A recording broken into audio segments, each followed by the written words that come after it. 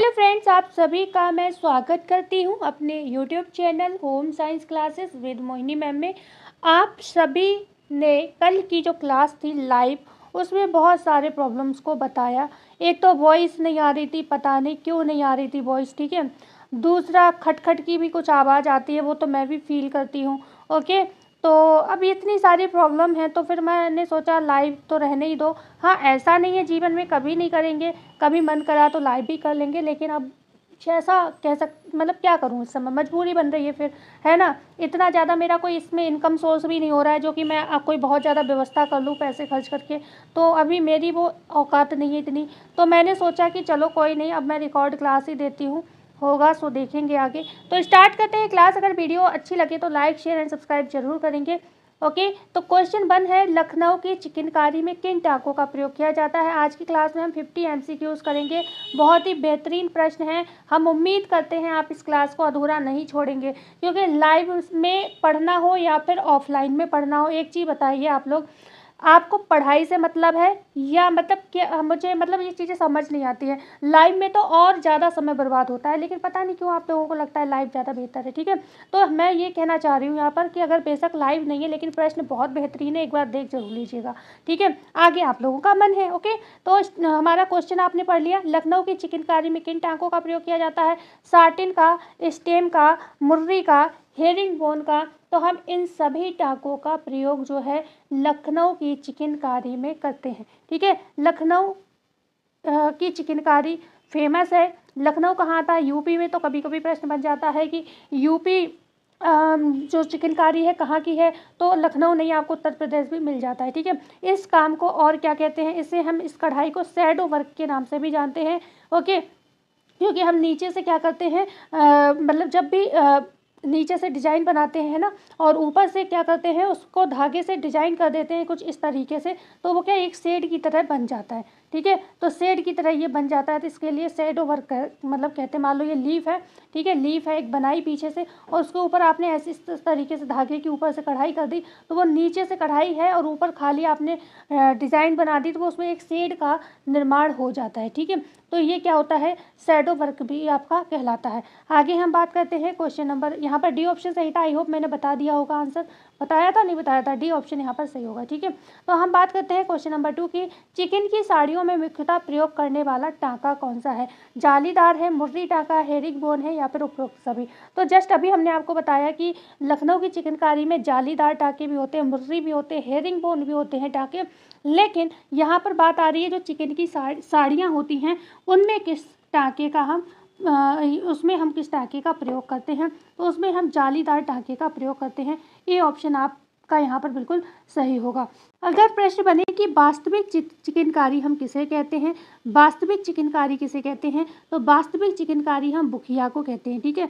बुखिया को वास्तविक चिकनकारी कहते हैं, ये ध्यान रखिएगा। ओके, वास्तविक चिकनकारी हम किसे कहते हैं, बुखिया को कहते हैं। अब बात आती है यहाँ पर कढ़ाई जो है चिकनकारी की कितने प्रकार से होती है, तो चिकनकारी की कढ़ाई 3 प्रकार की होती है, ठीक है, 3 प्रकार की। हालांकि हम अगर बात करें यहाँ पर तो ये जालीदार टाँका नहीं है, ये एक कढ़ाई का प्रकार है, लेकिन ये प्रश्न इस तरीके से बना था तो मतलब मैंने आपको दे दिया, ये PYQ का प्रश्न है, ठीक है।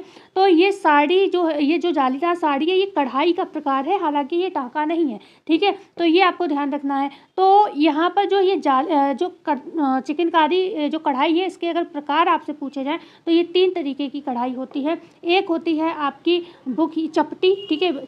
चपटी में कौन कौन सी आती है, एक तो आपकी बुखिया आ जाती है, ठीक है, बुखिया आ जाती है, दूसरी कटाव आ जाती है। दूसरी आपकी होती है गांठदार, ठीक है, गांठदार नॉटेड जिसे हम कहते हैं। इसमें क्या होता है, उभरी हुई सतह बनती है, ठीक है। तो इसमें क्या होता है, मुर्री और फंदे जो है इसमें लिए जाते हैं। ओके, मुर्री और फंदा जो टाँका है इसमें प्रयोग किया जाता है।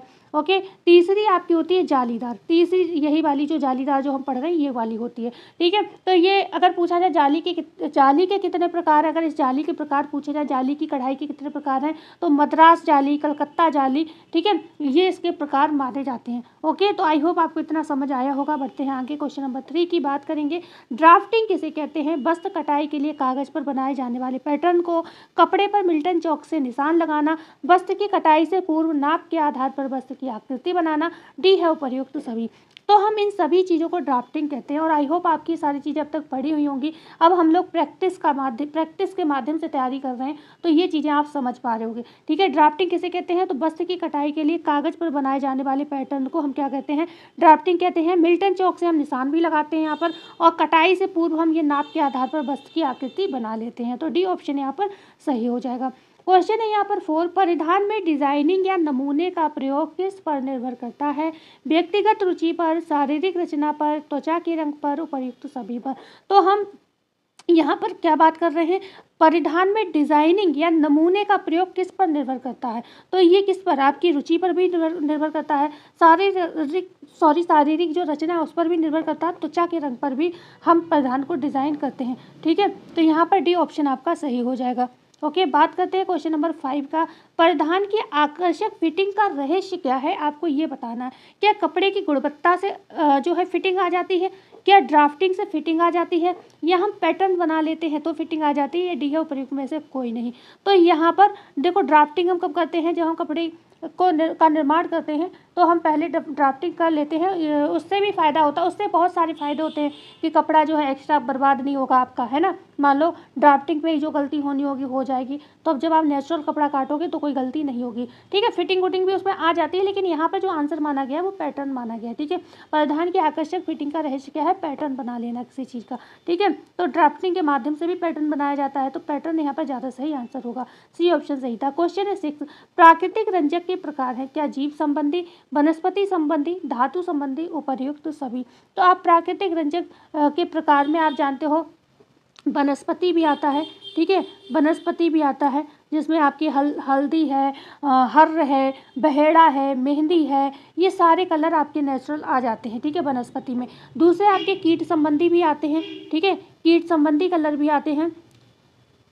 और आगे अगर हम बात करते हैं धातु संबंधी, मतलब खनिज कलर भी आते हैं। तो ये तीनों क्या हैं? प्राकृतिक ही हैं। तो डी ऑप्शन यहाँ पर आपके जो है सही हो जाएगा। कैक्टी, कैडमेस आपने सुने होंगे, ये सारे कैसे कीट संबंधी कलर हैं। ठीक है, और क्रोमा इस तरीके से जो करके क्रोम पीला, ये क्रोम कलर जो होते हैं वो खनिज के अंतर्गत आपके आ जाते हैं। तो यहाँ पर डी ऑप्शन आपके बिल्कुल सही हो जाएंगे। बढ़ते हैं क्वेश्चन नंबर 7, कोलतार का उप उत्पादन है रंजक, वर्णक, जीव या हल्दी। तो हल्दी आप जानते हो वानस्पतिक है। ओके, जीव आप जानते हो प्राणिज है, और वर्णक पिगमेंट। ठीक है, अलग चीज़ हो गई। यहाँ पर बात हो रही है कोलतार का उप उत्पादन, तो यहाँ पर क्या हो जाएंगे? रंजक, मतलब डाइस हो जाएंगे। ठीक है, डाइस कैसे होते हैं? पानी में घुलनशील होते हैं। ठीक है, ये क्या होते हैं? जल में घुलनशील होते हैं, ध्यान रखिएगा। जल में घुलनशील प्रश्न पूछा जाता है, जल में क्या होते हैं? ये घुलनशील होते हैं। तो आगे हम बात करते हैं क्वेश्चन, और एक तरीके का ये संश्लेषित रंजक है। कैसा रंजक है ये? संश्लेषित रंजक है, ये भी आपको ध्यान रखना होगा। संश्लेषित रंजक है। ओके, संश्लेषित रंजक है। संश्लेषित रंजकों की खोज किसने की? तो विलियम हेनरी पार्कर ने की। विलियम हेनरी पार्कर ने की।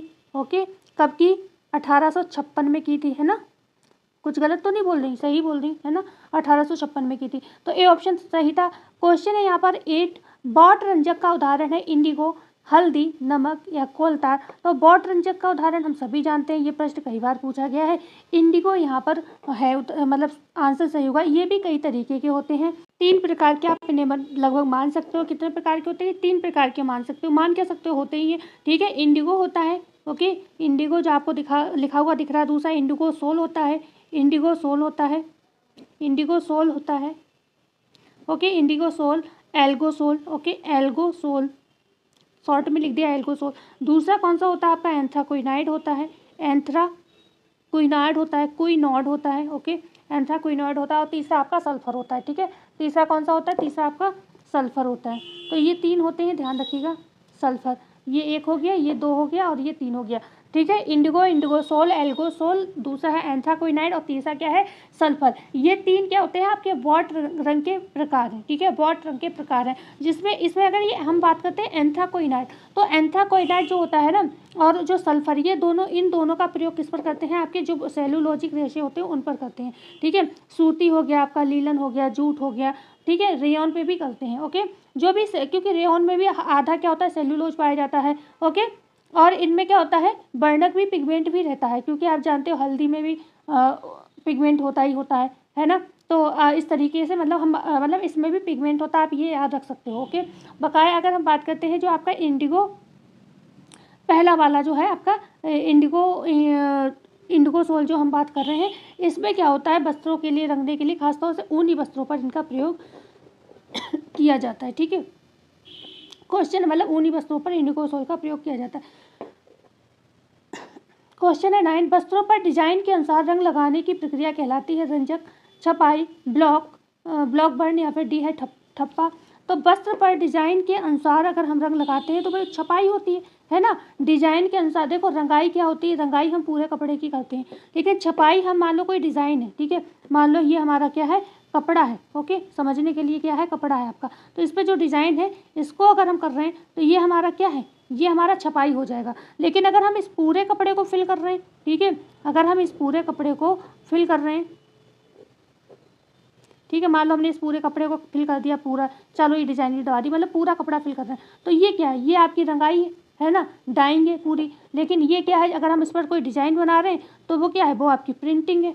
ठीक है, कोई भी डिज़ाइन वगैरह ऐसे बना दे रहे हैं तो ये प्रिंटिंग है। ओके, तो आई होप आपको समझ आ गया होगा। बढ़ते हैं आगे, तो बी ऑप्शन यहाँ पर सही था। क्वेश्चन है यहाँ पर 10, वस्त्र रंगते समय ये भी डालते हैं, तेल डालते हैं, चीनी डालते हैं, नमक डालते हैं, ऊपर एक सभी, तो हम क्या डालते हैं, नमक डालते हैं। भाई वस्त्र को रंगते समय नमक डाला जाता है रंग को पक्का करने के लिए। ठीक है, आगे हम बात करते हैं क्वेश्चन नंबर, और खासतौर से जो आपके सेल्यूलोजिक रेशे होते हैं उन पर विशेष तौर पर। ओके, और जो आपके रेशमी कपड़े होते हैं उन पर चमक लाने के लिए, चमक बनी रहे, सिरके का प्रयोग किया जाता है। क्वेश्चन है 11, छपाई का प्रकार नहीं है, रोलर छपाई, ब्लॉक छपाई, स्क्रीन छपाई, बास्केट छपाई। छपाई का प्रकार नहीं है, इनमें से ये बताना है आपको कि इनमें से छपाई का प्रकार नहीं है, तो आपको समझ आ गया होगा। बास्केट क्या है, बुनाई है। ठीक है, बास्केट बुनाई है, बास्केट क्या है, सादी बुनाई का उदाहरण है। ओके, सादी बुनाई का उदाहरण है। ओके, ध्यान रखिएगा, सादी बुनाई का उदाहरण बकाया रोलर छपाई भी होती है, ब्लॉक छपाई भी होती है, स्क्रीन छपाई भी होती है। ठीक है ना, तो बढ़ते हैं आगे, क्वेश्चन नंबर यहाँ पर 12 की बात करते हैं। गंधक रंजक का प्रयोग किस प्रकार के तंतुओं पर किया जाता है, जांतव रेशे पर, वनस्पति रेशे पर, कृत्रिम रेशे पर, या उपरोक्त तो सभी। तो गंधक रंजक जो होते हैं, सल्फर कलर होते हैं, उनका प्रयोग हम किस पर करते हैं, वनस्पति रेशों पर करते हैं। बी ऑप्शन यहाँ पर सही हो जाएगा। ठीक है, बी ऑप्शन यहाँ पर सही हो जाएगा। बात करते हैं क्वेश्चन नंबर 13 की, नायलॉन धागे का सार्वजनिक रूप से निर्माण किस सन में हुआ।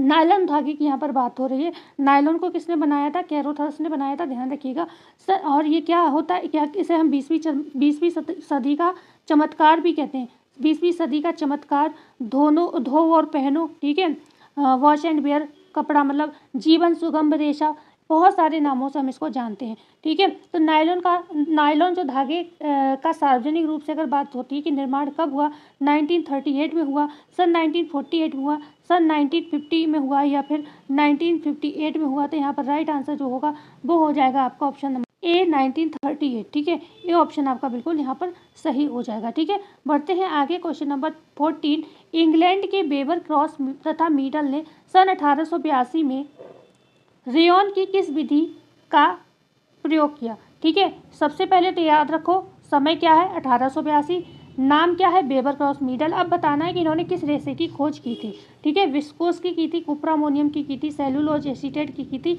या लाइट रेयॉन की थी। तो इन्होंने किसकी खोज की थी, इन्होंने की थी विस्कोस रेयॉन की। ठीक है, विस्कोस रेयॉन ने, बेवर क्रॉस ने किसकी की थी, विस्कोस रेयॉन की खोज की थी, 1882 में की थी। ये आपको ध्यान रखना होगा। ठीक है, सेलुलोज एसीटेट का निर्माण किसने किया, ये कोई बताएगा मुझे कमेंट में। चलो मैं ही बता देती हूँ, जॉर्ज एडमर्स ने। ठीक है, जॉर्ज एडमर्स ने की थी इसकी खोज, एडमर्स ने। ठीक है, जॉर्ज एडमर्स ने खोज की थी। इसका समय था 1884। ओके, 1884। ओके, 1884। कुप्रामोनियम की अगर बात हो तो LH देसापिसज याद रखना, LH देसापिसज याद रखिएगा। ओके, कहाँ थे हम लोग, एक्चुअली मेरी बिटिया आ गई थी बीच में। LH देसापिसज ने, है ना, यही तो बात कर रहे थे। कुप्रामोनियम की जो खोज थी किसने की, LH देसापिसज ने की। समय था 1890। ठीक है, 1890 में कुप्रामोनियम की खोज की गई। ठीक है, तो बढ़ते हैं। अच्छा, काउंट हिलेरी डी चार्डोनेट को फादर ऑफ रेयॉन कहा जाता है, ये भी आपको ध्यान रखना है। और जो रेयॉन है इसको हम 19वीं सदी का चमत्कार कहते हैं, ये भी ध्यान रखना है।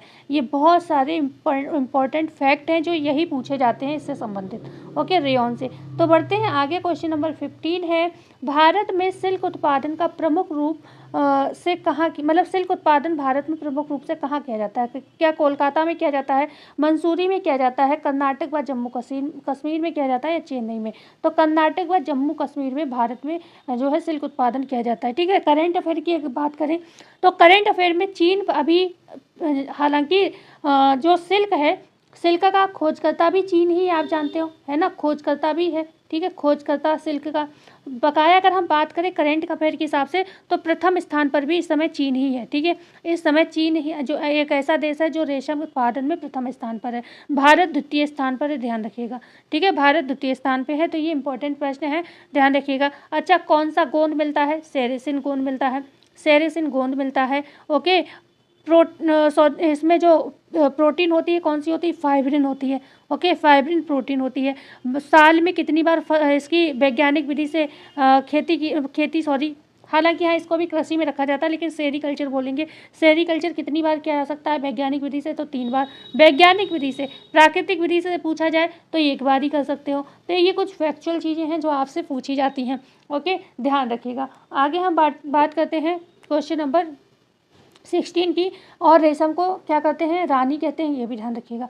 वस्त्रों की सर्वप्रथम ऊनी वस्त्र निर्माण कला का प्रारंभ हुआ था भारत में, चीन में, जापान में या फिर इंग्लैंड में? तो ऊनी वस्त्र निर्माण कला का प्रारंभ अगर हम बात करें तो इंग्लैंड देश में हुआ था। डी ऑप्शन सही हो जाएगा। लेकिन मेरिनो जाति की भेड़ से ऊन कहाँ प्राप्त किया गया था? स्पेन में प्राप्त किया गया था 13वीं शताब्दी के समय में। ठीक है, अगर पूछा जाए ऊन का जिक्र हमारे किसी ग्रंथ में मिलता है तो महाभारत में इसका जिक्र मिलता है। किस सभ्यता में ऊन की खोज की गई? तो मेसोपोटामिया की सभ्यता में जिक्र मिलता है। मेसोपोटामिया की सभ्यता में जिक्र जो है ऊन का मिलता है। अगर बात किया जाए ऊन के रेशों की लंबाई कितनी होती है? तो 1 से 8 इंच लंबी होते हैं, 1 से 8 इंच तक लंबे होते हैं। लेकिन ये एक कहते हैं ना बहुत अच्छे जो रेशे होते हैं वो। ठीक है, बकाया अगर आपको ये ऑप्शन ना मिले तो 3 से 4 मतलब कह सकती हूँ मैं 1.5 से 4 इंच या फिर 2 से 4 इंच लंबे होते हैं। ठीक है, 4 इंच तक ही लंबे होते हैं बेसिकली। ओके, जिसमें 3 से 4 इंच के जो रेशे होते हैं उनसे क्या बनते हैं आपके बस्टेड बनते हैं। बस्टेड अच्छे रेशों से बनते हैं बस्टेड वस्त्र जो होते हैं ऊनी, क्योंकि ऊनी वस्त्र जो होते हैं 2 तरीके के होते हैं। एक तो ऊनी वस्त्र स्वयं होते हैं, दूसरे बस्टेड वस्त्र कहलाते हैं। बस्टेड वस्त्र जो होते हैं वो अच्छे रेशों, जो सुंदर रेशे होते हैं, जो बढ़िया मजबूत रेशे होते हैं, उनसे बनाए जाते हैं। ठीक है, और जो कि निम्न कोटि के कपड़े होते हैं ऊन के, वो ऊनी रेशों से बनाए जाते हैं। ठीक है, तो ऊनी रेशे जो होते हैं वो 2 से 3 इंच लिए जाते हैं, और जो 3 से 4 इंच रेशे होते हैं उनसे वस्टेड वस्त्र बनाए जाते हैं। और ये जो 1 से 8 इंच की बात कर रहे हैं, ये कुछ बहुत ही अच्छी क्वालिटी की जो ऊन होती है वो 1 से 8 इंच तक लंबे होते हैं। ठीक है, तो यहाँ पर डी ऑप्शन आपका सही था। क्वेश्चन है 17, कपास की कौन सी वस्तु जानवरों को खाने के लिए प्रयोग की जाती है? बीज, बिनौले, फूल या बीज की खली? तो कपास की अगर हम बात करते हैं तो कपास में हम बीज की खली जो है जानवरों को खाने के लिए प्रयोग करते हैं। ठीक है, आज हम बात करेंगे कुछ और बेसिक पॉइंट्स की कपास की। और कल की क्लास में अगर हमने कोई भी कपास का प्रश्न डाला तो मैं आपसे यही प्रश्न पूछूंगी और आपको उत्तर देने होंगे, इसलिए एक एक प्रश्न को ध्यान से सुनिएगा। ठीक है, एक एक प्रश्न को ध्यान से सुनिएगा। देखो, कपास की जो मिट्टी कौन सी प्रयोग की जाती है? काली मिट्टी। ठीक है, काली मिट्टी आवश्यक होती है। उसके बाद अगर हम बात करते हैं यहाँ पर कौन सी फसल है, तो ये खरीफ की फसल है। ठीक है, खरीफ की फसल है। ओके, कौन सी फसल है? खरीफ की फसल है। अगर हम बात करते हैं कपास के रेशा जो है कितने वर्ष पुराना है? तो 5000 वर्ष पुराना रेशा है। ठीक है, किस भाषा का शब्द है? तो ये अरेबिक भाषा का शब्द है। ठीक है, अरेबिक भाषा का शब्द है। ठीक है, ठीक है, अरेबिक भाषा के किस शब्द से बना है? क्वांटम शब्द से बना है। क्वांटम शब्द से बना है। क्या अर्थ होता है? जीवित प्रदेश में पाया गया पौधा। ठीक है, और कौन सा देश है जिस जन्मदाता है कपास का? तो भारत देश है। कपास का जन्मदाता कौन है? भारत देश है। ध्यान रखिएगा, यहाँ पर बहुत इंपॉर्टेंट है ये। ओके, खेती में कितना समय लगता है? 200 दिन।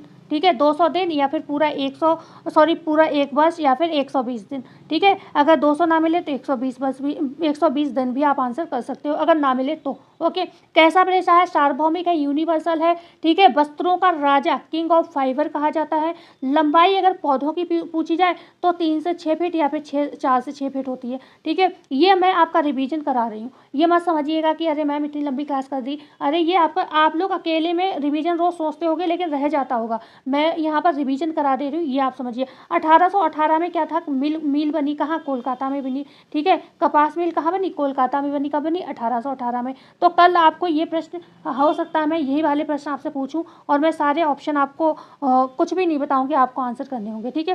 तो यहाँ पर आपका आंसर था डी ऑप्शन। बढ़ते हैं आगे, क्वेश्चन है 18, लीलन के रेशे में सेलुलोज मुख्यतः कितना प्रतिशत होता है, 58.8%, 62.5%, 63.7% या फिर बात करते हैं यहाँ पर 65.4%। तो जो आपका लीलन होता है उसमें जो लीलन जो होता है उसमें अगर बात करें 63.7%, ओके, 63.7% जो है आपके सेल्यूलोज मुख्यतः पाया जाता है लीलन में, ठीक है, लीलन में, ओके। अगर हम बात करते हैं यहाँ पर लीलन के लिए कैसी मिट्टी, कैसी सिंचाई की आवश्यकता होती है, तो ताज़ा पानी आवश्यक होता है, ताज़ा पानी, ठीक है, भुरभुरी मिट्टी, ठीक है, उपजाऊ भुरभुरी मिट्टी आवश्यक होती है, कैसी, भुरभुरी मिट्टी, ठीक है।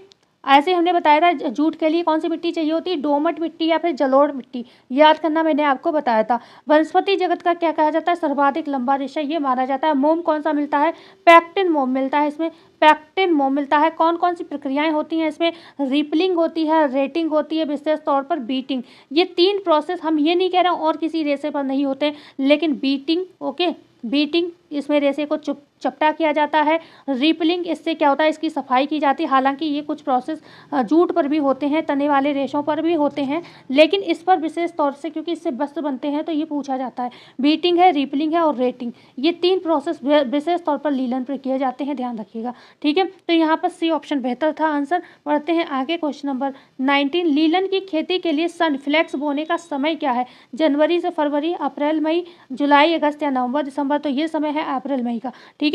लीलन की खेती के लिए अप्रैल मई का समय जो है अच्छा माना जाता है। अच्छा, इसका वानस्पतिक नाम क्या है, तो लीनम यूसीटेडेशियम, लीनम यूसीटेडेशियम, टेडेशियम। कपास के रेशे का किसी को पता है, कपास के रेशे का वानस्पतिक नाम जल्दी से कमेंट में बताएगा, क्योंकि अब कपास का जिक्र खत्म हो गया है यहाँ पर, इसलिए मैं अब आंसर नहीं दे रही हूँ और हो सका तो मैं लास्ट में दे भी दूंगी। क्वेश्चन अभी आपसे पूछना चाह रही हूँ, क्वेश्चन है 20, परिधान के लिए वस्त्रों का चुनाव करते समय ध्यान रखना चाहिए, वस्त्र आकर्षक होने चाहिए, शारीरिक आकृति के अनुरूप डिजाइन का चुनाव करना चाहिए, शरीर के रंग के अनुरूप परिधान का चयन करना चाहिए। तो डी ऑप्शन ये सभी सही होगा, ठीक है, डी ऑप्शन यहाँ पर सही होगा, सभी चीज़ें सही है। क्वेश्चन है 21, लंबी तथा दुबली महिलाओं को वस्त्र चुनने चाहिए, लंबी धारी के, चौड़े बॉर्डर के, पतले बॉर्डर के, बिना बॉर्डर वाले। तो लंबी भी है महिला, दुबली है महिला, तो कैसे वस्त्र पहनेगी तब वो सही लगेगी, चौड़े बॉर्डर वाले, ठीक है, चौड़े बॉर्डर वाले वस्त्र जो है उसमें थोड़ी हाइट उसकी दब के लगेगी तो वो सही लगेगी। क्वेश्चन है 22, नाटी व मोटी शरीराकृति वाले व्यक्ति को किन रेखाओं वाले वस्त्र का प्रयोग करना चाहिए, लंबवत रेखा, आड़ी रेखा, वी आकार की रेखा या उपयुक्त में से कोई नहीं।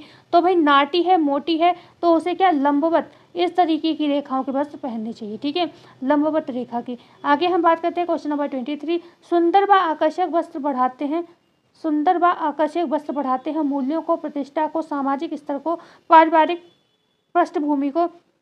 तो अगर आपने यहाँ पर सुंदर व आकर्षक वस्त्र पहन रखे हैं तो यहाँ पर सामाजिक स्तर को, आई होप मेरे हिसाब से, या फिर एक सेकेंड, यहाँ पर आपका जो आंसर होगा वो होगा प्रतिष्ठा को, ठीक है, बी ऑप्शन सही है, प्रतिष्ठा। हालांकि अगर मेरे हिसाब से डी ऑप्शन होता तो ये सभी सही होते, लेकिन यहाँ पर बी ऑप्शन सही, प्रतिष्ठा को बढ़ाते हैं, ओके, हाँ, बी ऑप्शन सही माना गया। क्वेश्चन है 24, ज्यामितीय नमूने किन रेखाओं द्वारा बनाए जाते हैं, ज्यामितीय नमूने कैसे होते हैं, जैसे पंजाब की फुलकारी में ज्यामितीय नमूने का प्रयोग किया जाता है, ठीक है, फुलकारी में, ओके, डॉबी बुनाई में जो है ज्यामितीय नमूने प्रयोग किए जाते हैं, ओके। तो जिनको जो डिजाइन हम रेखाओं को जोड़ जोड़ कर बनाते हैं तो उसको हम क्या कहते हैं, ज्यामितीय नमूने, इस तरीके से, ठीक है, ज्यामितीय नमूने कहलाते हैं। तो ज्यामितीय नमूने किन रेखाओं द्वारा बनते हैं, सीधी व खड़ी रेखाओं द्वारा, वक्राकार रेखाओं द्वारा, आड़ी रेखाओं द्वारा, या डी है उपर्युक्त सभी के द्वारा। तो हम ये सभी के द्वारा बना सकते हैं, डी ऑप्शन सही है, ठीक है। यहाँ पर हम सीधी खड़ी रेखाओं से भी ज्यामितीय डिजाइन बना सकते हैं, वक्राकार रेखा से भी बना सकते हैं, आड़ी रेखा से भी बना सकते हैं, तो डी ऑप्शन आपका सही हो जाएगा। एक बार वीडियो को सभी लोग लाइक कर देंगे, चैनल को शेयर एंड सब्सक्राइब जरूर करेंगे। क्वेश्चन है 25, जरी के काम में प्रयुक्त फ्रेम को क्या कहते हैं, जरी के काम में क्या कारचौप कहते हैं, जरदोजी कहते हैं, केवट कहते हैं, स्क्रीन कहते हैं। तो जरी के काम में अगर प्रयुक्त फ्रेम की हम बात करते हैं तो हम उसको फ्रेम की को क्या कहते हैं, कारचौप कहते हैं, ए ऑप्शन सही हो जाएगा। बढ़ते हैं आगे, क्वेश्चन नंबर जो आपकी ब्रोकेड है ना वो इसी कारचोप से ही बनाया जाता है, ठीक है, जरी के काम से ही बनता है।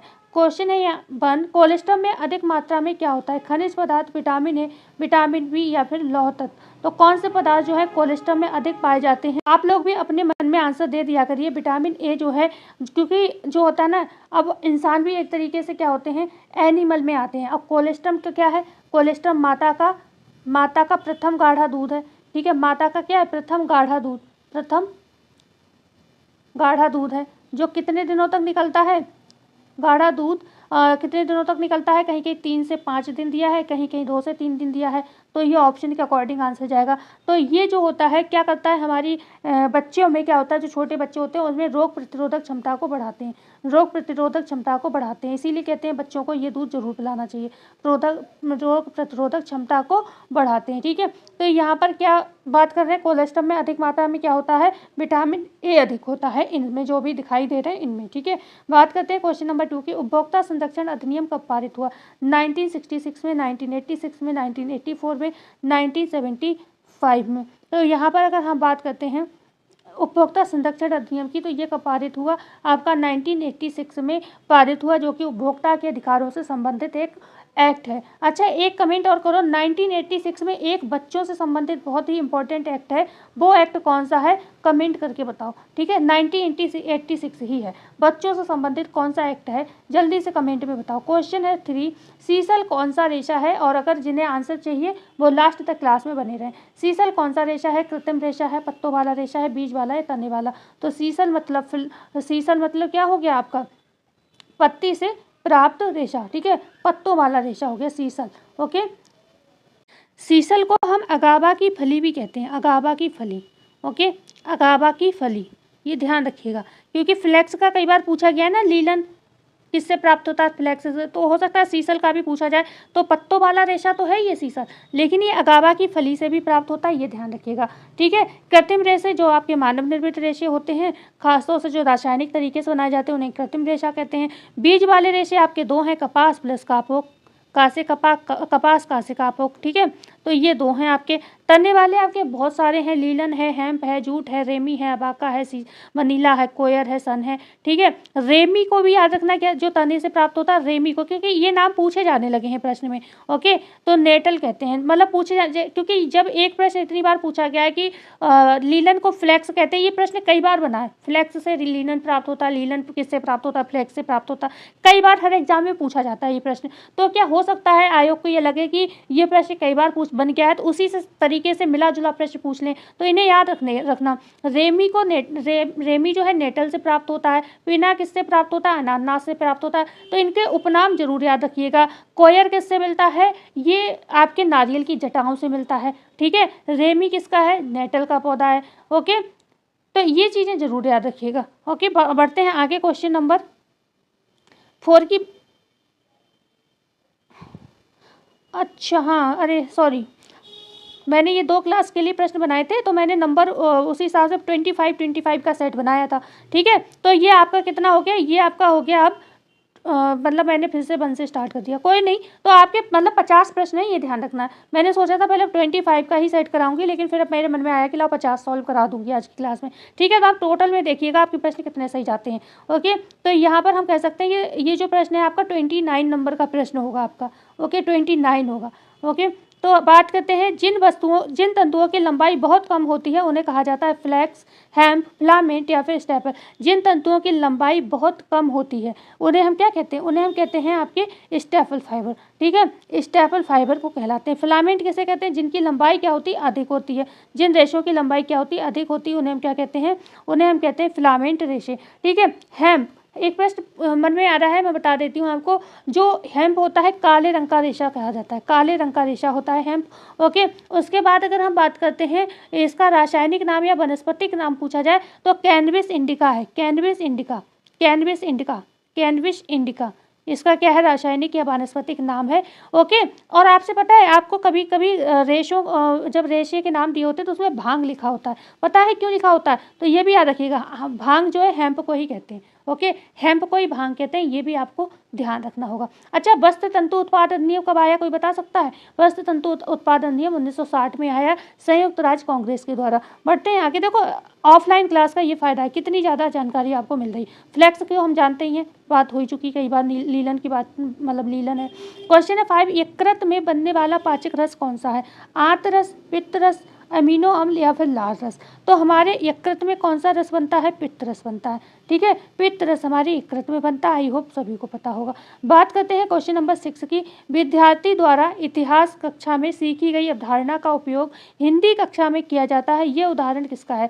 ऋणात्मक अंतरण का, द्विपार्श्विक अंतरण का, धनात्मक अंतरण का, ऊर्ध्व अंतरण का? तो भाई ये तो धनात्मक चीज़ है भाई, पॉजिटिव चीज़ है। यही तो हम बच्चे को सिखाना चाहते हैं कि जो भी ज्ञान है, जो भी लर्निंग है, उसका आप अपनी समस्या के साथ उसको कोरिलेट कर पाओ। ठीक है, तो ये तो पॉजिटिव चीज़ हो गई, तो सी ऑप्शन यहाँ पर आपका सही हो जाएगा।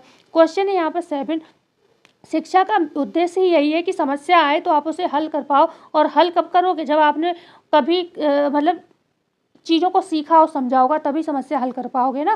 ठीक है, तो आपने जिस समस्या को हल करना पहले सीख लिया है और उसी से संबंधित दूसरी समस्या आ गई है, तो आप उसी चीज़ का, उसी अनुभव का वहाँ पर लागू कर रहे थे, तो पॉजिटिव बात होगी, अच्छी बात है। क्वेश्चन है 7, दूध में कौन सा प्रोटीन पाया जाता है? Albumin, casein, gluten, myosin? तो मायोसिन आपका मांसपेशियों में पाया जाता है, ग्लूटिन आपका गेहूँ में। ठीक है, ये मांसपेशी प्रोटीन है।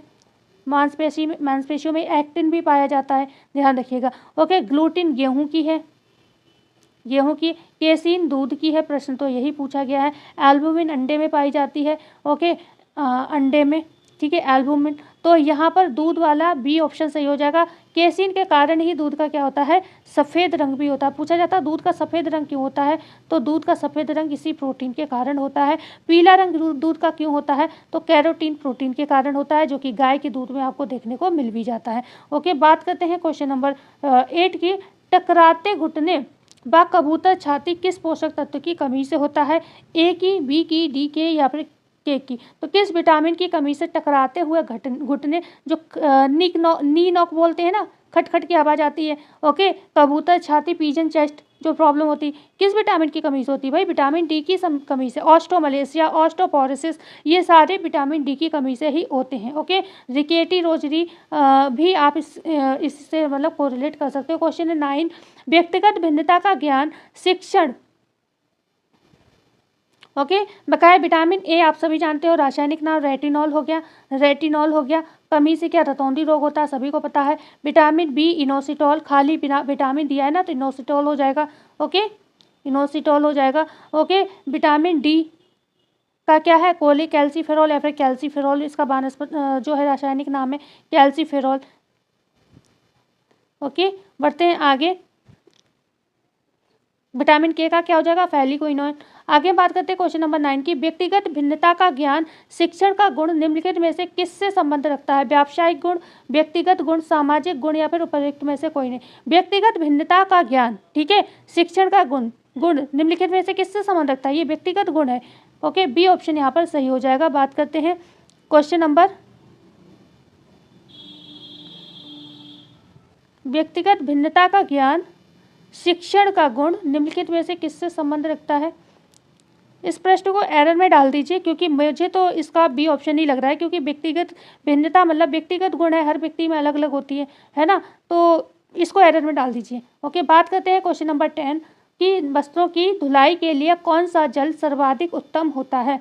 गर्म जल, मृदु जल, कठोर जल या समुद्र जल? तो वस्त्रों की धुलाई के लिए इनमें से कौन सा जल? भाई मृदु जल है ना। मृदु जल जो होता है उसमें झाग अच्छे से बनेंगे, कपड़े अच्छे से साफ होंगे, है ना। तो वस्त्रों की धुलाई के लिए कौन सा जल प्रयुक्त होता है? मृदु जल का प्रयोग किया जाता है। क्वेश्चन है यहाँ पर 11, सजावटी कपड़ों के किनारे किससे तैयार किए जाते हैं? बुनाई की विधि से, ब्रेडिंग और लेस विधि से, फेल्टिंग विधि से या फिर नीटिंग विधि से? तो हम बुनाई के किनारे, ठीक है, सॉरी, सजावटी कपड़ों के किनारे की अगर हम बात करते हैं यहाँ पर, तो हम उसे ब्रेडिंग और लेस विधि से प्रयोग करते हैं। ठीक है, लेस से आप जानते हो, लेसेस लगाते हैं किनारे किनारे पर, सुंदर लगते हैं। फ्रॉक है बच्चों की या कोई भी कपड़े हों तो हम उसी से सजाते हैं। क्वेश्चन है यहाँ पर 12,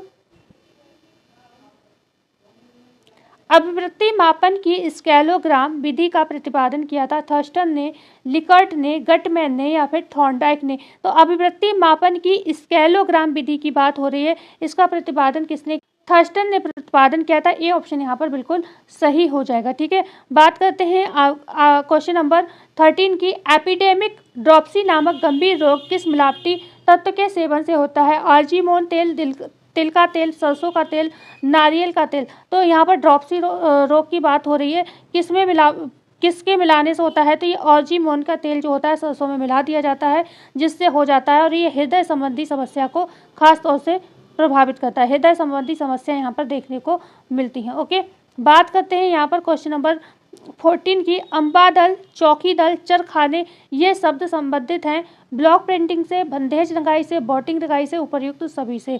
ठीक है, तो अम्बा दल, चौकी दल, चरखाने, ये शब्द जो हैं आपके बंधेज रंगाई से संबंधित हैं। बी ऑप्शन आपका यहाँ पर बिल्कुल सही हो जाएगा, टाई एंड डाई से संबंधित हैं। ओके, बात करते हैं यहाँ पर क्वेश्चन नंबर 15 की। रेखा, स्वरूप, रंगों व बनावट की व्यवस्था कहलाती है आकार, संतुलन, नमूना या फिर लय? तो डी ऑप्शन नहीं, रेखा, स्वरूप, रंगों की बनावट की व्यवस्था आपसे पूछी जा रही है। ये क्या होता है? डिजाइन का निर्माण करता है, स्वरूप होगा। सी ऑप्शन आपका सही हो जाएगा। ठीक है, रेखा, स्वरूप, रंगों व बनावट की व्यवस्था जो है यह कहलाती है आकार, संतुलन, नमूना, लय में से सी ऑप्शन आपका जो है सबसे बेहतरीन है। रेखाओं को मिलाकर, स्वरूप को मिलाकर हम क्या करते हैं? नमूना बनाते हैं, रंगों को लगाते हैं, तभी तो डिजाइन तैयार होती है। ओके, नमूने को इंग्लिश में डिजाइन कहते हैं। क्वेश्चन है 16, गृह प्रबंध के अंतर्गत परिवार के साधनों का नियोजन, नियंत्रण तथा मूल्यांकन आता है, जिसके द्वारा पारिवारिक लक्ष्यों की प्राप्ति की जाती है। ये कथन है ओलिवर सेल्डन की, ऑफनर की, निखिल एवं डॉसी की या फिर हरलॉक की? प्रश्न को जरूर ध्यान से पढ़िएगा, बहुत इंपॉर्टेंट है। गृह प्रबंध के अंतर्गत परिवार के साधनों का नियोजन, नियंत्रण और मूल्यांकन आता है। तो ये जो डेफिनेशन है किसकी है? निखिल एवं डॉसी की। ठीक है, सी ऑप्शन यहाँ पर सही होगा, निखिल एवं डॉसी की ये डेफिनेशन है। क्वेश्चन है यहाँ पर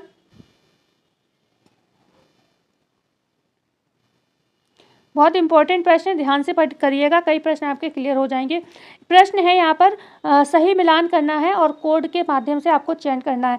तो यहाँ पर भार एवं माप स्थिरीकरण अधिनियम पूछा जाए, कब आया? पहले तो ऑप्शन पढ़ लो। भार एवं माप स्थिरीकरण अधिनियम, उपभोक्ता संरक्षण विधेयक, भारतीय मानक संस्था, डिब्बा बंद वस्तु अधिनियम। ठीक है, 1947, 1917, 1986 या फिर 1939? ऑप्शन आई होप आपने देख लिया होगा। सबसे पहले आपको एक चीज़ सभी को पता है, उपभोक्ता संरक्षण अधिनियम तो सभी को पता होगा, इतना बार पूछा गया प्रश्न, हर प्रैक्टिस सेट में आपको हर जगह ही मिलता होगा। तो यहाँ पर तीसरा 1986। ओके, एक प्रश्न और जो कि डिब्बा बंद वस्तु अधिनियम कई बार पूछा गया, 1970, ये भी आप सभी को याद होगा। तो अब आपको बी का तीसरा किसमें मिल रहा है?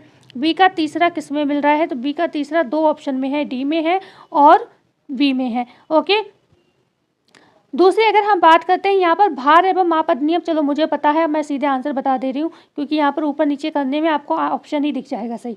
ठीक है, तो भार एवं माप स्थिरीकरण जो अधिनियम है वो कब आया? वो आया था 1939 में। तो यहाँ पर हो गया चौथा। उपभोक्ता संरक्षण अधिनियम अभी हमने बताया 1986। भारतीय मानक संस्था बचा, तो क्या है? एक ही बचा आपका, भारतीय मानक संस्था 1947 में। ठीक है, विश्व की बात हो रही है। ओके, आगे हम बात करते हैं यहाँ पर एक बचा डिब्बा बंद वस्तु अधिनियम, वो आया 1970 में। तो पहले का चौथा किसमें है? दो में है, एक में भी है, दो में है। दूसरी बात करते हैं उपभोक्ता संरक्षण अधिनियम, मतलब बी का तीसरा, बी ऑप्शन यहाँ पर सही है। ठीक है, बी ऑप्शन आपका बिल्कुल सही है। ठीक है, बढ़ते हैं क्वेश्चन नंबर 18 पर। अरंडी के पेड़ों पर पाए जाने वाले कीड़े से कौन से रेशम का निर्माण होता है? अरंडी के पेड़ पर एरी रेशम, टसर रेशम, मूंगा या फिर मोती रेशम? तो अरंडी के पेड़ से किस रेशम की प्राप्ति होती? एरी रेशम की जो है प्राप्ति होती। सही बात मैं अगर क्लियरली बताऊं तो रेशम जो होता है आपको दो तरीके से प्राप्त होता है, दो तरीके से प्राप्त होता है। और भाई आप लोग चैनल को थोड़ा सपोर्ट करते रहिए, बिल्कुल ही। मतलब एक चीज़ होता है, बड़े बड़े इंस्टीट्यूट होते हैं जो ना, वो रोज़ आके आपको कभी इस चीज़ का लालच, कभी उस चीज़ का लालच देकर, और आप वहाँ खूब अच्छे से चले भी जाते हो, लेकिन यहाँ पर फोकट में चीज़ें हो जाती हैं तो आप लोग बिल्कुल ही, मतलब क्या ही बताऊँ, जो कुछ बच्चे हैं अगर उनको छोड़ दूँ मैं, उसके बाद तो सब कुछ लोग तो लाइक करना तक उचित नहीं समझते हैं, और तो मैं क्या ही उम्मीद करूँ। बस कुछ खास बच्चे हैं, ठीक है, जो कि हमारी वीडियो को हमेशा लाइक भी करते हैं और पता चल जाता है इस व्यक्ति ने ये वीडियो देखा, कमेंट भी करते हैं, सब कुछ।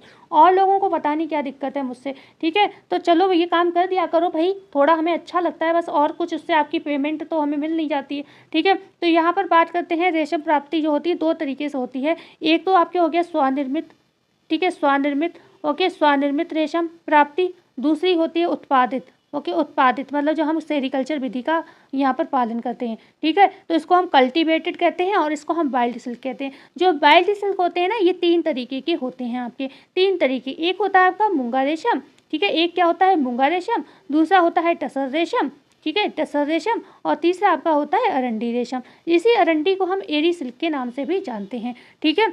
आगे हम बात करते हैं उत्पादित रेशम। ये भी आपके 2 तरीके के होते हैं। एक आपका लपेटा हुआ रेशम होता है जिसे हम रील्ड सिल्क के नाम से जानते हैं, रील्ड सिल्क के नाम से जानते हैं, और दूसरा आपका होता है कता हुआ जिसे हम स्पन सिल्क के नाम से जानते हैं, ठीक है। जो मूंगा रेशम होता है, ये जो कीड़े होते हैं जी, ये ओक की पत्तियों का खाते हैं। ओक की पत्तियों में होता है टैनिक अम्ल।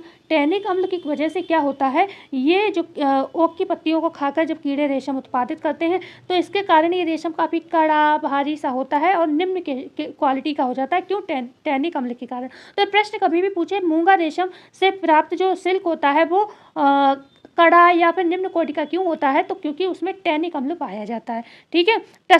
टसर जो होता है, ये ओक और बबूल पर कीड़े पलते हैं, तो ये भी मतलब सही है, काम चलाऊ है। वकाए जो अरंडी होती है, ये अच्छा माना जाता है। अरंडी जो अगर आपसे पूछा जाए, स्वनिर्मित रेशम का मतलब है वाइल्ड सिल्क मतलब जो जंगलों में अपने आप कीड़े वगैरह पैदा हो जाते हैं, कह सकते हैं ये एक तरीके का ये प्राकृतिक प्रोसेस होता होगा, ठीक है, अपने तरीके से कीड़े पल जाते हैं स्वयं, ओके। तो ये एक अरंडी वाला है, ये अच्छा माना जाता है।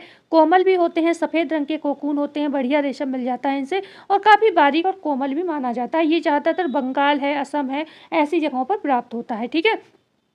जो आपका उत्पादित रेशम होता है, इसको देखो यहाँ से प्रश्न बनते हैं, इसलिए मैं थोड़ा समझा रही हूँ, ठीक है। लपेटा हुआ रील सिल्क जो होता है, ये मजबूत, इसकी सारी क्वालिटी अच्छी होती है। क्यों अच्छी होती है? क्योंकि ये आप पूरा नेचुरल प्रोसेस, मतलब एक तरीके से पूरा प्रोसेस, एक वैज्ञानिक विधि का प्रयोग यहाँ पर आप करते हो। ये मजबूत भी होगा, लचीला भी होगा, इसमें सभी अच्छे गुण होंगे लपेटे हुए में, ओके। वही लंबाई जो होती है ना 300 से 1200 मीटर, वो इसी की होती है, ओके। बकाया तो सब टूटे फूटे होते हैं, ओके। 300 से 1200, और इसको किस अवस्था में प्राप्त कर लिया जाता है? प्यूपा की अवस्था में ही कीड़ों को मार दिया जाता है रेशम प्राप्त करने के लिए। तो ये जो होता है उत्पादित में, जो सबसे बढ़िया अगर पूछा जाए इनमें सबसे बढ़िया रेशम कौन सा है, तो वो आपका रील्ड सिल्क होता है, ये ध्यान रखना, ओके। कता हुआ जो होता है ना स्पन, कटा हुआ स्पन, इनमें सभी अवगुण होते हैं, क्योंकि ये वही है जिसमें कीड़ा जो होता है ना मोथ, वो इसको कोकून को फाड़कर बाहर निकल जाता है, ठीक है। तो ये कटा हुआ में सारी निम्न क्वालिटी आएंगी, सभी अवगुण आएंगे, और लपेटे हुए रील्ड सिल्क में सभी अच्छी क्वालिटी आपकी आएंगी। इसी बात पर वीडियो को लाइक कर दीजिए एक बार, ओके। वीडियो जो है दोस्तों को शेयर कर दीजिए, ये ऑप्शन यहाँ पर आपका सही था, ठीक है। क्वेश्चन यहाँ पर क्या है, शिक्षा का अधिकार अधिनियम 2009 के अनुसार आर्थिक व सामाजिक रूप से पिछड़े वर्ग के बच्चों के लिए निजी विद्यालयों में सीट कितनी आरक्षित है? 30%, 15%, 20% या 25%? तो ये 25% आरक्षित है। जो आपका 2009 में ये शिक्षा का अधिकार RTI, right to education, RTE आया था, तो ये लागू कब हुआ? तो ये आपका 2010 में लागू हुआ, 2010 में लागू हुआ। ये क्या था? 6 से 14 वर्ष के जो बच्चे होते हैं उनके लिए निःशुल्क शिक्षा पद्धति पर आधारित है, निःशुल्क शिक्षा पर आधारित है, ठीक है। निःशुल्क शिक्षा पर अगर पूछा जाए कौन सा एक्ट है, तो अनुच्छेद 21A के तहत ये एक्ट पास हुआ है, ठीक है। तो आई होप बढ़ते हैं आगे, आपको समझ आ गया होगा। क्वेश्चन है यहाँ पर 20, आंतरिक सज्जा का मूलभूत सिद्धांत क्या है? क्या संतुलन है, अनुरूपता तथा अनुपात है, लय एवं बल है, या डी है उपयुक्त सभी? तो सिद्धांत की बात की जा रही है, तो सभी सही होगा। संतुलन भी है, अनुरूपता भी है, अनुपात भी है, लय है, बल है, सभी है, डी ऑप्शन सही हो जाएगा। बात करते हैं क्वेश्चन नंबर 21।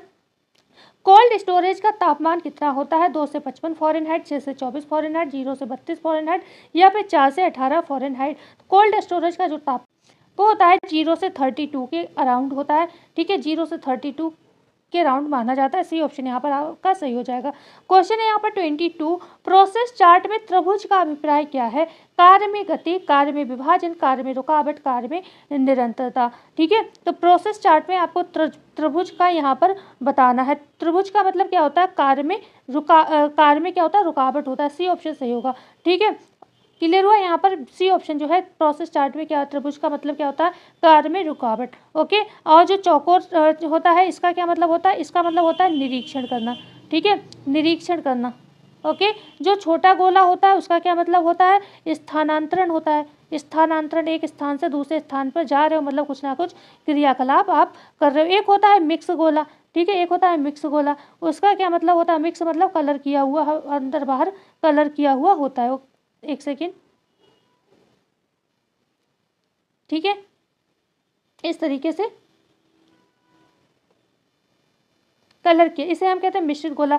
तो इसमें क्या होते हैं? क्रिया और गति, दो काम एक साथ करना। ठीक है, तो इसका मतलब मिक्स का मतलब क्या होता है? दो काम एक साथ हो रहे हैं। ठीक है, तो ये आपको त्रिभुज का मतलब समझ में आ गया कि कार्य में रुकावट, इसका मतलब कितने चिन्ह यूज किए गए? इसमें 5 चिन्हों का प्रयोग किया जाता है, ये भी आप ध्यान रखिएगा। क्वेश्चन है यहाँ पर 23, भाटिया बैटरी सामान्य बुद्धि परीक्षण में कितने उप परीक्षण हैं? 2 हैं, 7 हैं, 5 हैं या 3 हैं? तो भाटिया बैटरी परीक्षण की अगर हम बात करते हैं तो 5 यहाँ पर परीक्षण दिए गए हैं। ठीक है, भाटिया बैटरी सामान्य बुद्धि परीक्षण में कितने उप परीक्षण है? 5 परीक्षणों का जिक्र किया गया है। क्वेश्चन है यहाँ पर 24, निम्न में से कौन सी उत्तम परीक्षण की विशेषता नहीं है? व्यक्तिगत निष्ठता, वैधता, वस्तुनिष्ठता या फिर विभेदीकरण। तो इनमें से कौन सा उत्तम परीक्षण की विशेषता नहीं है, ये बताना है। तो यहाँ पर व्यक्ति निष्ठता पर ध्यान नहीं दिया जाता है, ये ऑप्शन जो है सही हो जाएगा। बकाया वैध होना चाहिए, वस्तुनिष्ठ होने चाहिए और विभेदीकरण किया जा सके। ओके, बात करते हैं क्वेश्चन नंबर यहाँ पर 25, पट्टी बांधने के लिए किस गांठ का प्रयोग किया जाता है? रीफ, रोलिंग, लॉन्ग रूपी हिच या फिर फिशरमैन गांठ। तो यहाँ पर रीफ गांठ जो होती है पट्टी बांधने के लिए सबसे बेहतर मानी जाती है। ठीक है, ओके, पट्टी बांधने के लिए रीफ गांठ जो है सबसे बेहतर मानी जाती है, ये होती है रीफ गांठ। इसको देख लीजिए एक बार।